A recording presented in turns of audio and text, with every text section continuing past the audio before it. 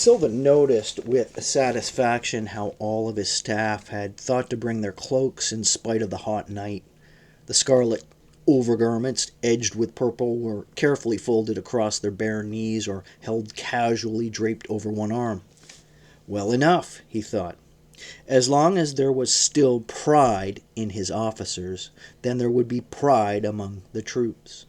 Tonight, with each officer groomed for the occasion, their cuirasses glittering in the lamplight, his tent seemed to have taken on a festive air.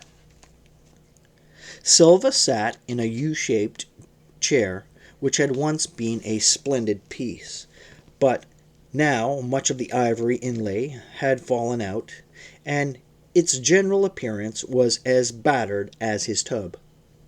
It squeaked with each of his movements, and he wondered how soon it would collapse entirely. Hopefully, he thought, such a catastrophe will not occur in front of my officers. His aide, Attius, now stood near the chair, and half a pace behind. Seated on a wooden couch to his left were Longus Julianus, his finance tribune, and Larcus Liberialis, his intelligence tribune. Next to them stood the tribune Metellus Nepos, a hopelessly dull man in Silva's opinion, yet invaluable for his skill as an assault weapon construction. Just beyond him stood the centurion Lupercus Clemens, responsible for military discipline throughout the 10th Legion. He was a gaunt man whose frightening ugliness was only enhanced by the several wens that cursed his face. He had risen from the ranks and was thus rather shy when in company with so many of equestrian rank, but Silva knew him to be totally dependable when it came to battle or family troubles within the legion. On Silva's opposite hand sat Maturus Arvianus, a good tribune newly arrived from Rome. He was of good family, Silva knew, although too much of a dandy for his taste. Whether he had any dedication other than fashion was still to be proven. Since his arrival, he had been charged with maintaining communications to the seacoast, the handling of the imperial post, and the exchange of messages by carrier pigeon among the 8 camps surrounding Masada. It should be an easy job, Silva thought, yet he had recently become aware of numerous complaints, and he intended to inquire the reasons this night. Next to Arvianus, lounging with the arrogance of a man who knew his job and also knew he was appreciated, sat Umidus Fabatus. Silva had long admired his cunning and resourcefulness, and had many times openly praised his ability as a supply officer. What Fabatus can't buy, he steals. What he can't steal, he appropriates. And when all is lost, he makes it. Fabatus was a great eater, which Silva considered an absolute prerequisite for an efficient supply officer. Rubrius Gallus brooded in the next chair, and Silva was certain he was thinking about his ramp, which had obviously become an obsession with him. Silva wondered if he should spend more time worrying about Gallus. Perhaps the ramp was twisting his mind. There had been nights when Gallus had sat silently, watching the continuous parade of torches up and down the ramp, and no one knew when he slept, for at dawn he would be watching from the same place. Tonight, Silva thought, he looks like a cadaver with one foot in his tomb. The Jews were killing us all slowly, by degrees, by just waiting. What a subtle people, or were they merely cunning? Gallus understood them. Remember how he stroked the great sunburned nose and pulled thoughtfully at the tatters of dead skin when you asked him about Sheva.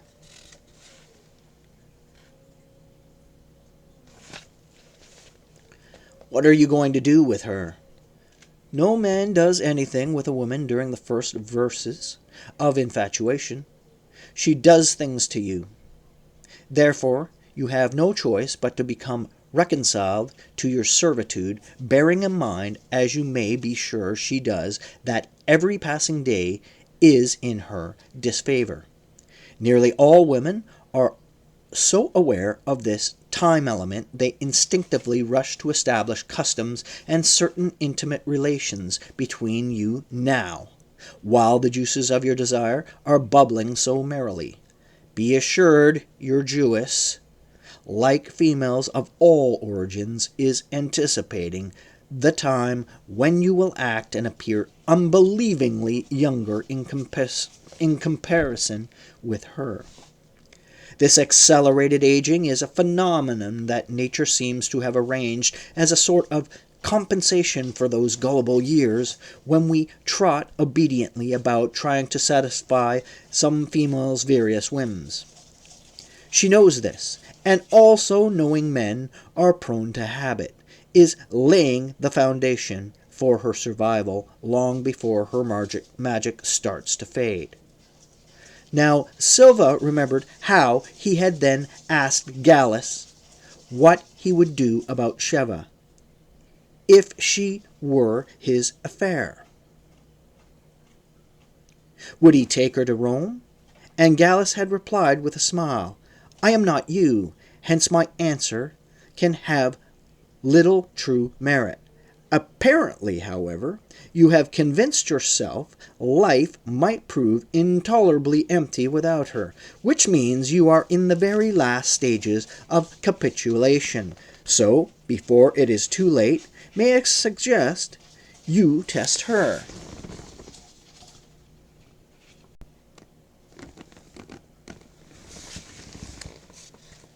And you had asked Gallus how, if the wisest men in the world often seem plagued by marital troubles, how could you discover the real Sheva?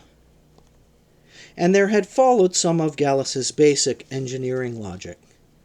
He had yawned over his wine and said, Try her sincerity. Is she simply an extremely fortunate Jewess who would exploit any Roman to the utmost, or is she perhaps actually enamored of you? A situation, I dare say, would be most unusual in this desert. The surest proof would be to give her a chance at your life. If she cannot bring herself to harm you, then you can be certain you have found a prize for a wife. If she kills you, then you will at least know you avoided a serious mistake. Ah, Gallus, you great nose leading a man. Here, in the tent so far off from home, you are the true prize among my officers. Near the entrance stood the centurion Rosianus Gemenus, with his hirsute hands clasped around the vine staff, symbol of his office. He was the farthest from the row of lamps set along a low table in the center of the tent, and the light lost in the shadows, and his black beard left little to be seen about his face except his eyes. Geminus was also irreplaceable, Silva thought. There stood a soldier's soldier. Thus far the meeting had gone so agreeably, it had occurred to Silva a cup of his best wine might be in order all around. At once he changed his mind. If his officers had a cup, which they would be obliged to accept if offered, he must join them, and the inevitable must happen. He would be outside in the starlight talking to the mountain of Masada again. No. This night there is too much work to be done, and because you are lonely does not mean they are. They can, if nothing better, find companionship in mutual complaint about you. Their private situation is quite different from your own, and with the post leaving in the morning, they will be anxious to conclude this meeting and get off their letters home. Then there is your own report to be completed in time, and a reply to that fool of fools, Antonius Mamilianus, the architect. No, not a drop for anyone. The auspices seemed favorable this night, even without wine. Timoleon, chief surgeon of the 10th, now reported only 31 legionaries unfit for full duty. Of these, a rock slide at the ramp had injured 8, and the same day a cavalryman had been kicked by a horse. One legionary had developed a goiter and was being treated with white hellebore. Timoleon also reported 11 cases of fever and 4 of erysipelas, the same as the previous week. There had been some increase in the prevalence of epinectus all through the cohorts. Timoleon explained the angry pustules were doubtless due to the extreme heat, and he had recommended faithful treatment first with a lentil meal application, and then polygonum, or green coriander.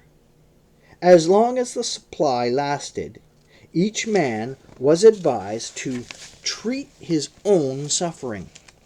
There was only 1 new case of leprosy and 6 of dysentery. All camps combined, 1 lad from Syracuse had been stabbed in the groin by a camp follower, with whom he had only moments before been copulating. What was she trying to do, circumcise him? Silva inquired with a smile. If she was trying to make a Jew of him, she failed, sire. The physician bowed slightly and returned Silva's smile. We used all our skill to be sure he would breed future Romans. I am pleased to report we succeeded. Since Timoleon, like all the surgeons, was a Greek, and hence could not become privy to Roman consuls, Silva dismissed him with a smile of commendation. When Timoleon had departed, Tribune Julianus rose to report on the provincial purse. He estimated the stipendium for Judea would amount to 4 million shekels, which translated into the legionaries' annual pay of 250 denarii per man, left the 10th with a comfortable margin for the rest of the year. This would be in addition to the tributum levied on Samaria and Galilee. It would be, sire, and as the trade along the coast improves, we may anticipate a direct tax upon land and business.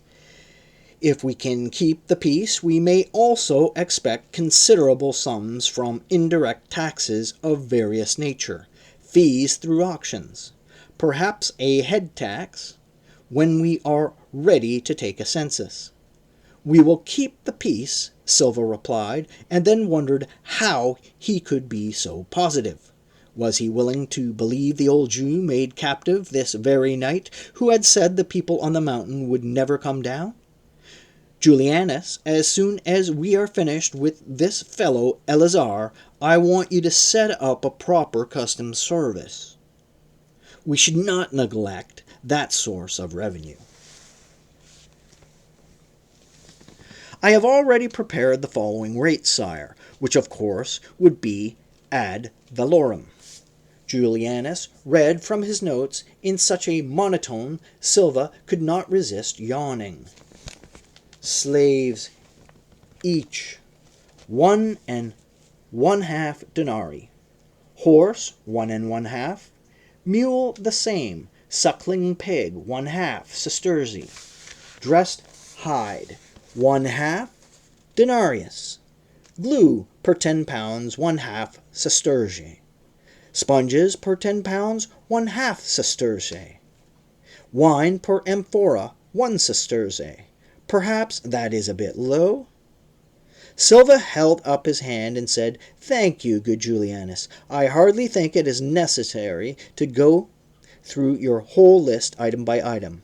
I am certain such a meticulous man as yourself has fixed the tolls so that our revenues are substantial without killing the goose."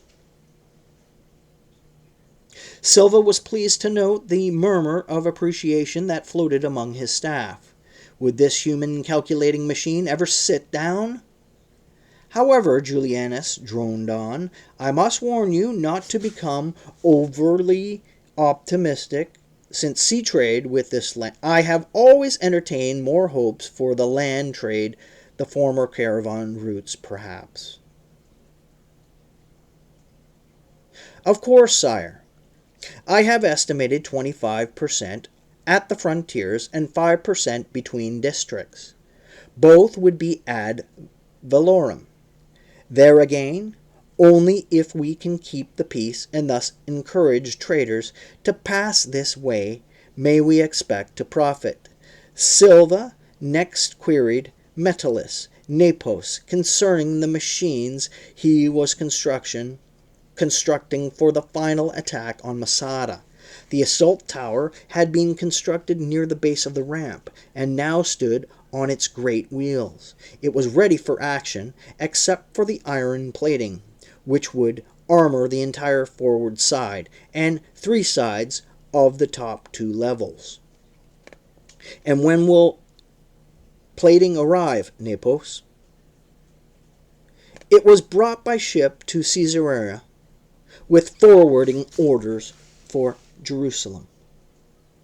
"We are no longer fighting in Jerusalem," Silva said, as acidly as he could manage. As much as he admired Nepos's way with the machines of war, he was not going to endure another of his excruciatingly dull orations, which were always, in sum, excuses for not having things done on schedule. "We require the plating here in the desert, and we are going to need it very soon." Nepos's face remained placid in spite of his general's obvious displeasure. "I was assured by Tribune Fabatus all of the plates would be here 10 days ago." Fabatus grunted and pointed a fat finger at Nepos. "Now don't you go blaming me for your difficulties. I advised you the plates could have been here 10 days ago, not would be. I told you a convoy was leaving Jerusalem, and it would have sufficient capacity for your plates. You replied you were not ready yet, and that was the last I heard of the matter." "He twists words, sire." "By the gods, I do not," Fabatus snorted. He turned sideways to lift his fat from the chair, and his jowls shook with the violence of his movement. "I will not be insulted by a mere centurion. My people have brought him everything but the Vestal Virgins, and still he complains." "Sit down," Silva commanded. He rubbed warily at his bad eye and thought, "The last thing I need is dissension between my 2 best officers. We require the plates, and we require them now. They are not here. Let us try to find out why they are not here. Fabatus, you advised the plates could be here on a certain date. On what did you base your statement?" "I received word a caravan bearing iron plates consigned to Nepos had left Caesarea over a month ago. The plates were extremely heavy, and the bearers were able to make only a few miles each day. They proceeded down the coast as far as Joppa, where the centurion in charge managed to commandeer some donkeys. Even so, he lost some 50 bearers before he reached Jerusalem." "Lost them?" "Some died on the way, some ran away." "They always do. We make provision for a 30% loss along the coast. In practice, it works out approximately the same in the desert. More Jews die under their loads, but not so many run away." "You knew, then, that the plates were in Jerusalem?" "I did, sire. That is how I reached the date of 10 days. It was only necessary to unite what was left of the original caravan with the next regular convoy. And where are the plates now? Tonight? Yes, right this very hour. I want to know exactly where they are. Fabatus hesitated and squirmed uncomfortably in his chair. He picked up a corner of his cloak, examined it, as if he might there find an answer. He slapped it back on his knee again. He worked his fat lips one over the other, as if he had just tasted something rancid, and said, "Sire, I do not know. Why should the whereabouts of a convoy bound for Masada be a mystery? It is hardly 40 miles to Jerusalem. Even with my bad eye, I can see nearly half the way. Once a convoy leaves Jerusalem, it is more or less on its own. More or less meaning there is no communication with it whatsoever." "Precisely, sire." "Then what is wrong?" Silva turned to Arvianus and frowned. "And that is your affair, Arvianus. Why haven't you remedied it?" "If you will forgive me, sire, good communications demand horses and messengers. I am short on both, and decent remounts are impossible to find in this land. For example, I have barely enough to carry the post in the morning beyond Tyre." "What happens then? Does the imperial post just sit there, 2,000 miles from Rome?" "No, sire. There is one night lost for the messenger to rest. Then he carries on to Sidon, where he hands it over to a new messenger who comes down from Antioch with the Rome post. It has always seemed to me it would be faster to send dispatches by sea." "Not at this time of year, sire. And it is not a reliable way at any time." Silva leaned back in his chair and beckoned to young Attius. "You will go at once to Centurion Lupus of the first cohort. He will detail 8 men as messengers and 16 of his finest mounts to the service of Tribune Arvianus. Tell him I know he is not going to like it, but we have little employment for cavalry here, and he had best accept the fact with his usual good nature." Silva turned back to Arvianus. "You will find those iron plates by no later than noon tomorrow, and report to me. From this night forward, I will expect a sharp improvement in all our communications, particularly between here and the seacoast." His voice hardly pausing, Silva addressed Tribune Liberialis, a tall, swarthy man, without a trace of hair on his face or head. His skin shone with perspiration in the soft light, and the dampness so exaggerated the heavy lines and indentures about his face, Silva thought he appeared to be sculptured in polished marble. "Have you learned anything more from the Jews who came down, Liberalis?" "Not directly, sire. However, 2 of the men now guarding them are fluent in both Hebrew and Aramaic, of which I am sure the Jews are not aware. Hopefully they will pick up something of value." "What have you done with them?" "For the time being, they are confined in the southwest corner of the lower camp. They show no signs of wanting to escape and are heavily guarded. I rather believe they are glad to be here." "Have you attempted to draw further information from them?" "Not as yet, sire. It would be my recommendation to scourge a few of them and see if there was not something they would care to add beyond what they have already offered." "We will wait a day or 2 on that. That addle-headed young Cerealis had them knocked about enough. Now, this elderly man who denies he is their leader and calls himself Ezra. I was rather taken with his manner. He seems quite different from the others. He is still a Jew, sire, and therefore not to be trusted." Silva massaged his crippled leg pensively. For a moment he seemed to have forgotten he was not alone. Then suddenly he studied the faces bordering the shadows, as if hoping to discover some confirmation of his thoughts. But he found only an uncomfortable silence.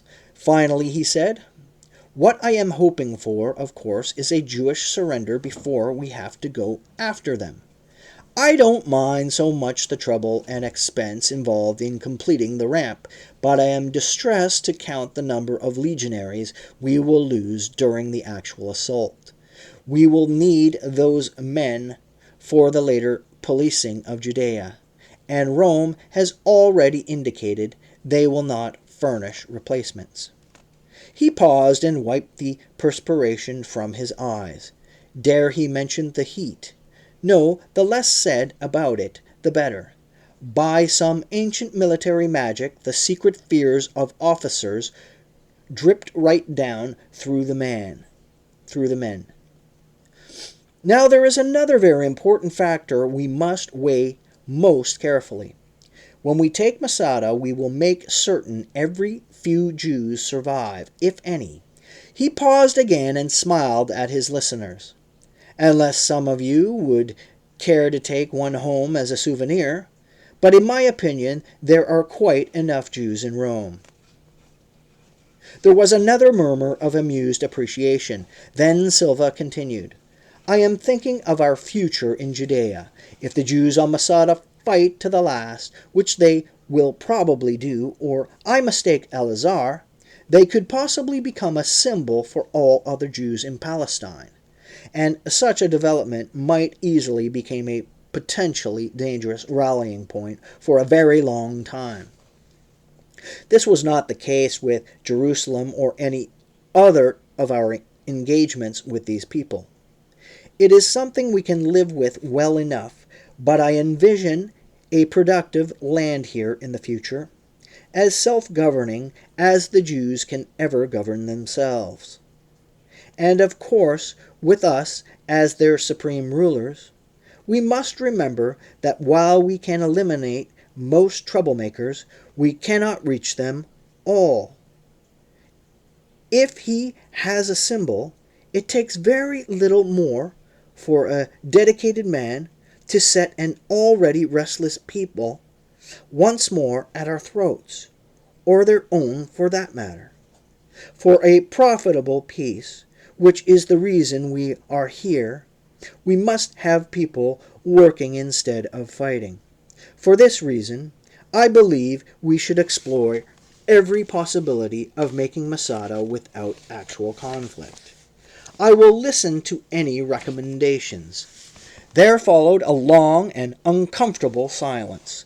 Silva watched his staff look at one another and work their mouths and pinch their eyes, as if each were on the very point of momentous declaration. He gave them time to fold and refold their cloaks, and to wipe the perspiration from their brows, until finally, more amused than disappointed, he said softly to himself, "Brilliant." Their response had been no less than he had expected. Here were 6 tribunes, each entitled to wear the golden ring, and in the 10th there were altogether 50 centurions and 100 optiones and 100 ensigns, all of whom could be classified as officers, and yet nothing. All obedient, all willing as children if their father spoke. And who was the father? Silva sighed, and quite suddenly there was the taste of wine on his tongue, and a voice in the shadows of his tent seemed to whisper, "There is your answer. If no man will call you friend, if no man will challenge you because of fear of his position, and if the loneliness now returns and you sit as a solitary ghost with all the desert world waiting upon your next decision, then join with me. Not much, say no more than a cup, or at the most two. Send these good dull men away to chew on what you have already said, and let me this night once more be your companion. The chair cried out when Silva pushed himself to his feet, and immediately all of the others rose expectantly. As Silva surveyed them, he thought, how splendid to the eye they are, how grand and soldiery and imposing of mien. All true Romans, brave and devoted, and not a full brain among them. Let us sleep upon all of this, Silva said quietly. May the gods inspire you. He raised his hand carelessly in reply to their farewell salutes, and even before they had all managed to slip out of the tent, he sat down heavily in the U-shaped chair. He saw his hand reach out to encircle an invisible cup, and he immediately clenched it into a tight fist. Then for some moments he sweated profusely, and though he made not the slightest movement, his breathing rapidly increased until he was panting. To distract his thoughts, he bit his lips until he tasted blood, and for a time the flavor of wine left him so that he could slump in his chair and close his good eye and call upon a lifetime of discipline to transport his mind afar. Yes, he was at last succeeding. There was the post to think about, not this one, but a post of long ago received in Gaul. There was that certain letter from Livia, which he could recite to this very day. To repeat it seized the mind. To linger over its every word and phrase, so much Livia, so like her very voice, held up a shield to weakness.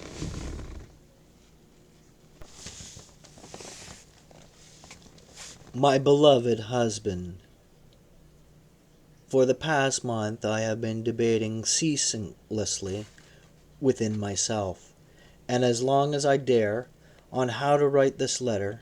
It has always been the last wish of your wife to distress you in any way. Yet I believe it better to explain now rather than have you return to find me gone, and then spend the rest of your own life secretly wondering why. Dear one, my reward will be if you always pronounce the name Livia with affection.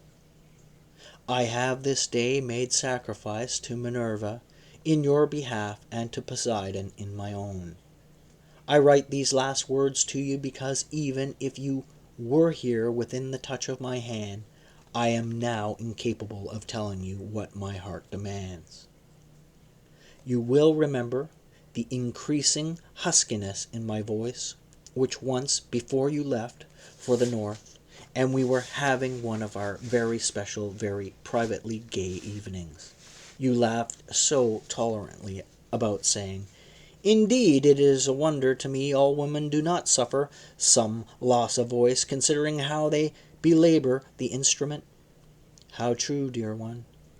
And I was as guilty as any other of our circle. On your return, you may inquire of the physicians concerning my affliction, even though I doubt you will learn very much. The more honest ones confess to be mystified. The others burn incense and roll their eyes and chatter away interminably about cacoeths and this or that potion to effect a cure.